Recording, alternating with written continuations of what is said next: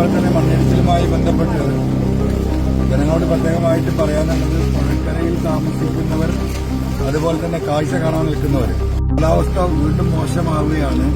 ഉരുൾപൊട്ടലിൽ നമുക്ക് ഇനിയും പ്രതീക്ഷിക്കാം. അതുകൊണ്ട് കാഴ്ച കാണാൻ വേണ്ടിയിട്ട് പുഴക്കരയിൽ നിൽക്കുന്ന ആളുകൾ, പ്രത്യേകിച്ച് ഇവിടെ നിൽക്കുന്ന ആൾ പോലും നമ്മൾ അത്ര സേഫായിട്ടുള്ള സ്ഥലത്താണ് ഉള്ള കാരണം ആളുകൾക്ക് വേണ്ട പ്രത്യേകം ശ്രദ്ധിക്കേണ്ടതുണ്ട്. പുഴയോടനുബന്ധിച്ചും തോടുകളോടനുബന്ധിച്ച് നിൽക്കുന്ന ആളുകൾ മാറി താമസിക്കാൻ ആവശ്യപ്പെട്ടവർ നിർബന്ധമായും മാറി താമസിക്കേണ്ടതുണ്ട്. മാറിയവർ മാത്രമാണ് രക്ഷപ്പെട്ടിട്ടുള്ളത്. ആളുകൾ മാറി താമസിക്കേണ്ടവർ മാറി താമസിക്കണം. അവർക്ക് ആവശ്യമായ എല്ലാ സൗകര്യങ്ങളും സംസ്ഥാന ഗവൺമെന്റ് ക്യാമ്പുകളിൽ ഒരുക്കിയിട്ടുണ്ട്.